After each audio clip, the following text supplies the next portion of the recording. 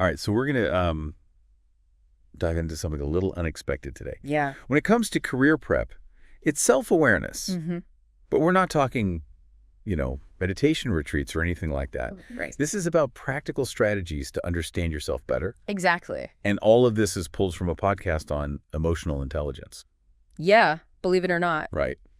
It is kind of fascinating, though, how we often just jump right into, resumes and networking and all of that. Yeah. But this source, I think, makes a really great point. Yeah. Knowing yourself, that's the bedrock of any major life decision. Right. And, picking a career, that's definitely up there. It's true. Yeah. It's so true. And before you even think about job titles or anything, it's about figuring out what you actually want, what you're good at, and even how your personality plays into all your choices. Absolutely. And, this source really surprised me with how tactical it gets. Yeah. Even though it's not explicitly about job hunting. Right. And, their definition of self-awareness is really smart. Yeah. It's not just about knowing you get stressed. It's about how that stress affects what you actually do.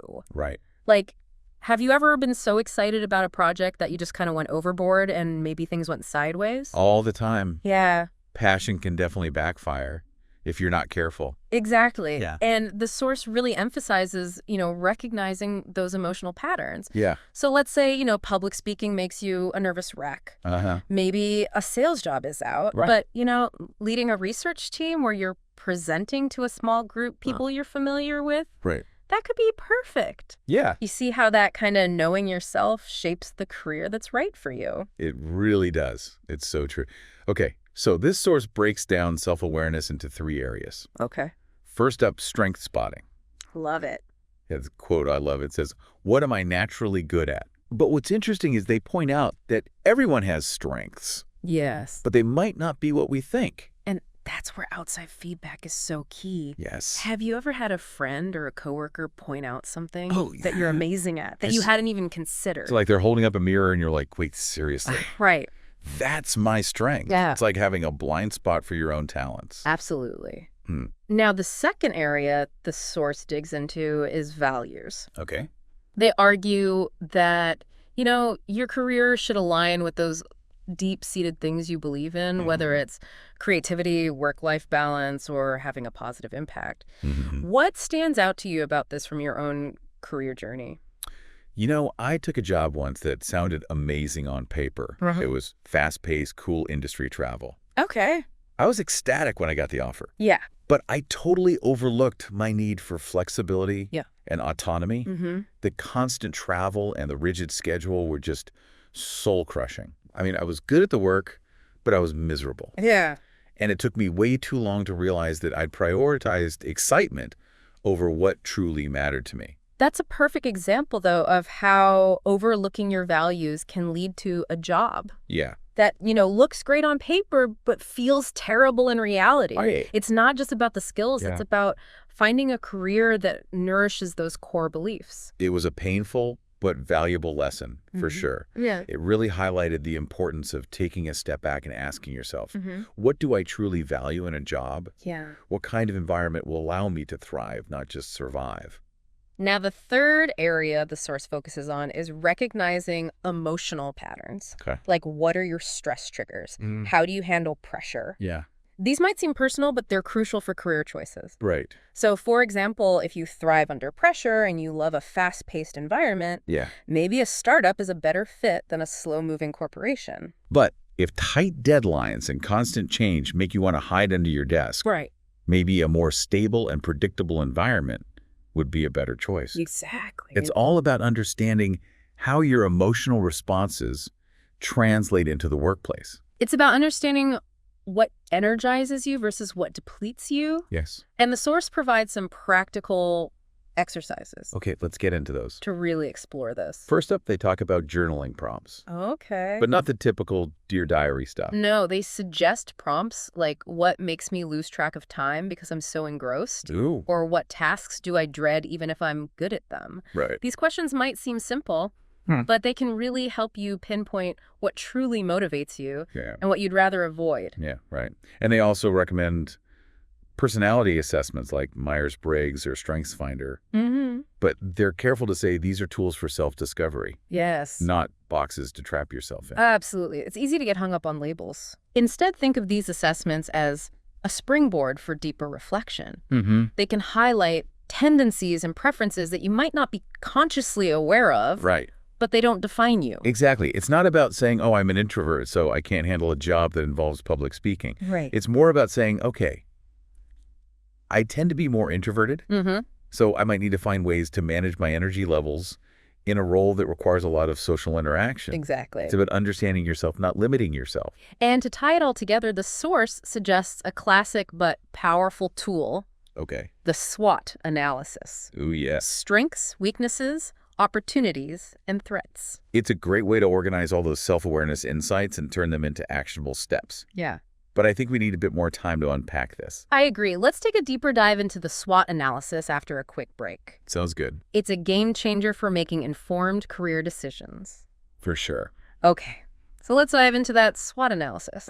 Remember, it stands for strength, weaknesses, opportunities, and threats. Mm-hmm. It's basically a way to, take everything we've learned about ourselves and apply it to a specific career choice. Okay, I'm ready to get strategic. All right.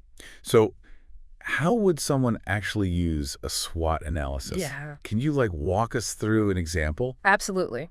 So let's say someone is, thinking about quitting their corporate job Okay. to become a freelance graphic designer. Oh. That's a huge leap. Yeah. So a SWOT analysis can really help them weigh the pros and cons. A perfect example. Yeah. I know a lot of people who've considered that exact move. Yeah. So where do they start? Well, first they would list their strengths. Okay. Maybe they're incredibly creative, they have a great eye for design, and are already proficient in design software. Okay, those are definitely strong points for a graphic designer. Right. What about weaknesses? Here, they might acknowledge that, they lack formal design training. Okay. Or a robust professional portfolio. They might also recognize that they struggle with, self-discipline, or managing their time effectively, Right. which can be tough when you're your own boss. Right. Freelancing requires a whole different skill set beyond just the actual design work. Yeah. Now, how about opportunities? So this is where they'd consider things like, the growing demand for graphic designers, the flexibility of freelancing, and the ability to choose projects that really align with their passions. Right. They might also see an opportunity to build a personal brand and, gain recognition for their unique style. I can see how that would be exciting. Yeah. But what about threats? Freelancing can be pretty unpredictable. Exactly. Threats could include the competitive nature of the freelance market, Okay. the potential for inconsistent income, Right. and the isolation that can come from working independently. Yeah. They might also consider the challenge of, finding clients and managing their own finances. Wow. So by laying it all out like this, you get a much clearer picture of what you're getting into. It's not just about following your passion. Right. It's about making a smart, informed decision. Precisely. The SWOT analysis forces you to consider both the, exciting potential and the very real challenges. Yeah. And it's not just a one-time thing. As you gather more information and experience, you can, revisit your SWOT analysis and kind of adjust your course. It's like a living document that guides your career journey. Exactly. So we've talked about journaling, personality assessment, and now the SWOT analysis. Right. All of these are great tools for building self-awareness. Absolutely. But the source also dives into something a bit deeper. Okay. Emotional patterns. Yeah. I think this is where things get really interesting. I agree. Understanding how our emotions influence our actions is crucial. Yeah. Especially in the workplace. We can't just pretend that we're robots. Right. Who make purely rational decisions. We all have those moments where we react impulsively. Yeah. Maybe say something we regret, or let our emotions get the best of us. And those reactions can definitely impact our career choices. Absolutely. Remember that question the source posed? Yeah. What triggers stress for you? Oh, yeah. We all have different triggers. And knowing yours can be a game changer. Yeah. In terms of choosing a career that minimizes those stress points. For example, someone who thrives under pressure and enjoys a fast-paced environment might actually seek out a job with tight deadlines and constant change. Right. But someone who gets easily overwhelmed by chaos Yeah. Might prefer a more stable and predictable work environment. Exactly. It's about understanding how your individual emotional patterns translate into the workplace. Yeah. And the source provides some great insights into how to identify those patterns. Okay. And use that knowledge to make better career decisions. Let's unpack that. What are some practical steps people can take to become more aware of their emotional patterns? I know the source mentioned something about paying attention to your physical reactions. That's right. They suggest paying attention to those subtle physical cues that often accompany our emotions. Yeah.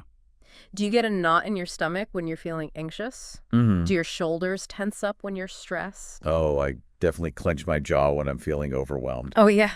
I never really thought about it as a stress signal before. It's amazing how much our bodies tell us. Yeah. If we just pay attention. Right. The source also talks about labeling your emotions. Okay.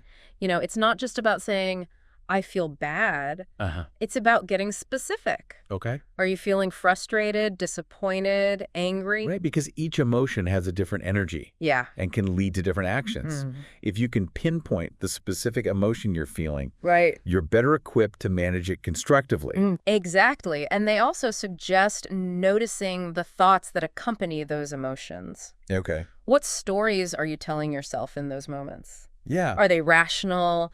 Are they helpful? I'm so guilty of catastrophizing. Oh, yeah. Like one small setback, and I'm already spiraling into worst-case scenarios. We all do it. Yeah. But by becoming aware of those thought patterns, we can start to challenge them. We can ask ourselves, is this really true? Is this the only possible outcome? It's about taking a step back. Yeah. And creating some space between the emotion and the reaction. Exactly. That way we're less likely to make impulsive decisions based on fleeting feelings. Exactly. And that's especially important in the workplace. Yeah. Where our emotions can have a significant impact. On our interactions with colleagues. Yeah. Our decision-making, and ultimately our career trajectory. Okay, I'm really starting to see how self-awareness is like this superpower for navigating the ups and downs of work life. But how do we actually translate all of this self-knowledge into concrete career choices? I know the source mentioned something about creating an ideal work environment vision. Yes, they suggest taking some time to envision your ideal work environment. Okay. This is where you can really get creative and think about what would truly energize and fulfill you.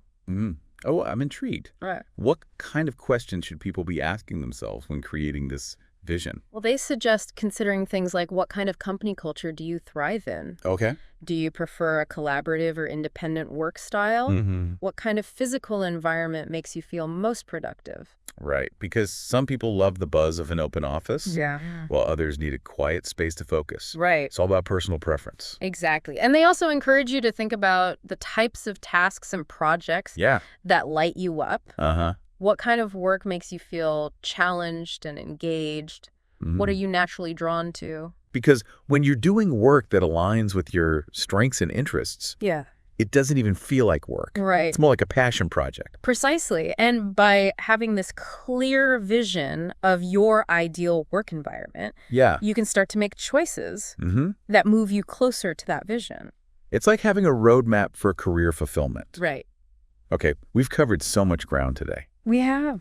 Journaling prompts, personality assessments, the SWOT analysis, emotional patterns, and creating a vision for your ideal work environment. Yeah. It feels like we've assembled this incredible toolkit for self-discovery. It is a powerful toolkit. Yeah. But there's one more element the source mentions that I think is crucial. Okay, what is it?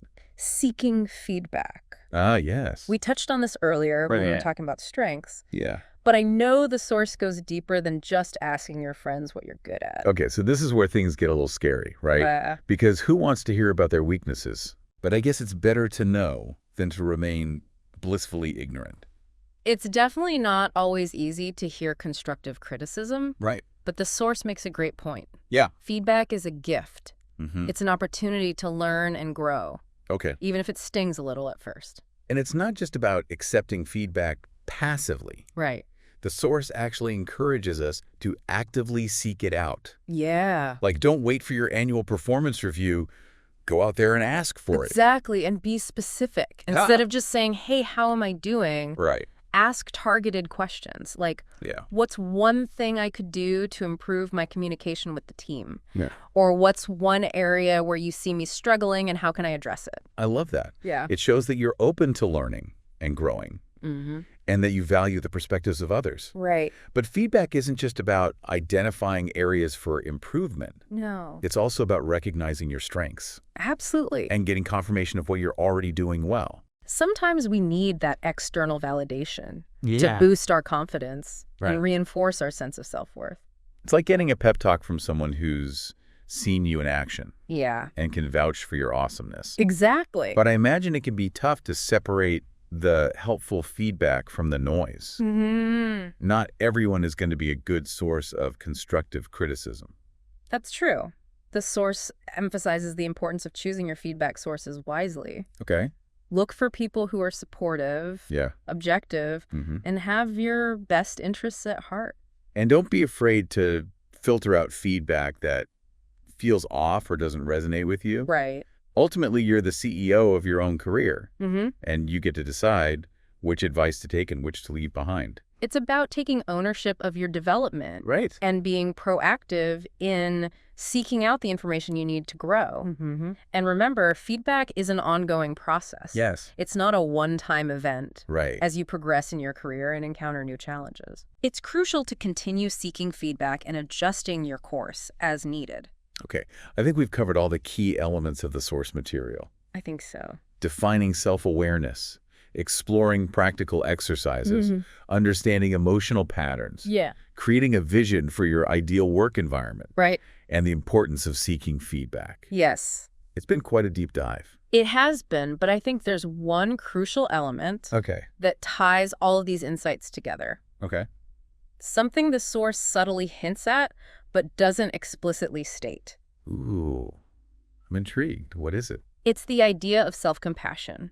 Oh. Throughout all of this self-exploration and feedback seeking, Yeah, it's crucial to be kind to yourself. that's a really important point. Mm. It's easy to get caught up in the self-criticism Yes. and focus on all the areas where we feel like we're falling short. Exactly. But remember, self-awareness isn't about beating ourselves up. Right. It's about understanding ourselves, both our strengths and our weaknesses. Yeah. And using that knowledge to make choices that align with our values and aspirations. And that journey requires a healthy dose of self-compassion. Absolutely. We're all works in progress. Mm. And it's okay to make mistakes, to stumble, to change our minds along the way. In fact, those stumbles and detours are often where the most valuable learning happens. That's a good point. So as we wrap up this deep dive, Yeah. I'd like to encourage our listener Yeah. to approach this self-discovery process with a spirit of curiosity, kindness, and a willingness to embrace the journey wherever it may lead.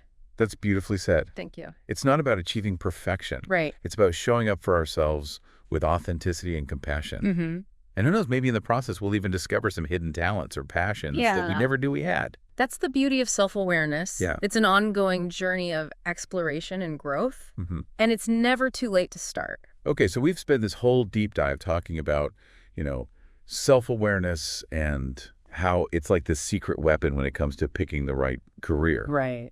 But it really feels like it all boils down to just being kind to yourself during the process. Self-compassion. That's key. Yeah. It's so easy to get caught up in the self-criticism, especially when you're exploring, Right. your strengths and weaknesses and all of that. Yeah. But it's not about beating yourself up. Right. It's about understanding yourself better. Yeah. Like progress, Mm. not perfection. Right. Exactly. They're all works in progress. Mm-hmm. But, okay. I think it's time to tackle that last piece of the puzzle Okay. from our source material. Yeah. And honestly, it's the one that makes me the most nervous. Oh, what's that? Seeking feedback. Oh, yeah, I get it. It can be intimidating Yeah. to ask other people for their honest opinions, Mm-hmm. especially when it comes to our work. Yeah. But, think of it this way. Feedback is a gift, Okay. even when it's hard to hear. Okay. I can see, it's like having a blind spot, right? Right. And someone's pointing it out so you can actually do something about it. Exactly. But how do we make sure we're actually getting good feedback? Yeah.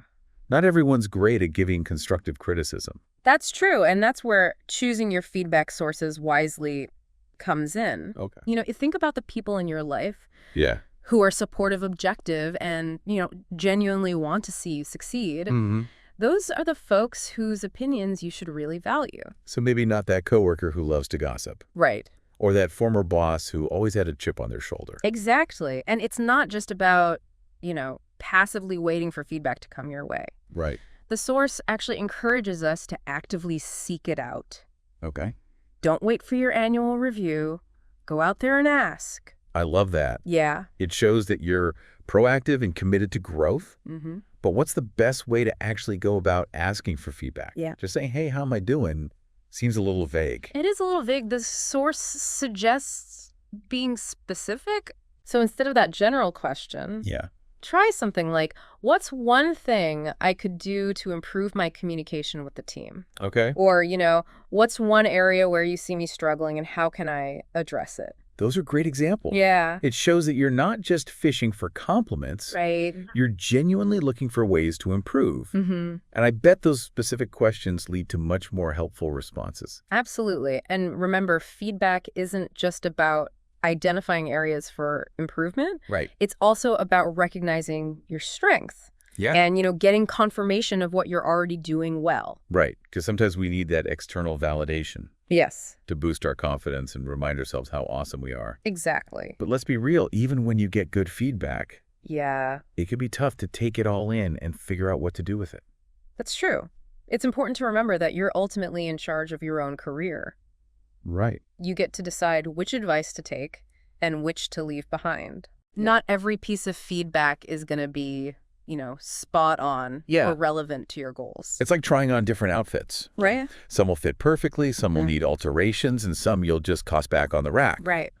But the key is to try them on. Yeah. See what works and tailor that feedback to your own unique situation. That's a great analogy. So to sum it all up, Yeah. self-awareness is like this secret weapon you can have in your career arsenal by taking the time to understand yourself. Yeah. Your strengths, your values, your emotional patterns. Right. And seeking feedback from trusted sources. Absolutely. You can actually make choices that align with who you truly are and where you want to go. It's about becoming the architect of your own career. Yeah. One that's built on a foundation of, self-knowledge and emotional intelligence. And remember, be kind to yourself along the way. Yes. Self-compassion is the fuel that keeps this whole engine running. So go forth, explore your inner depth, and create a career that truly lights you up.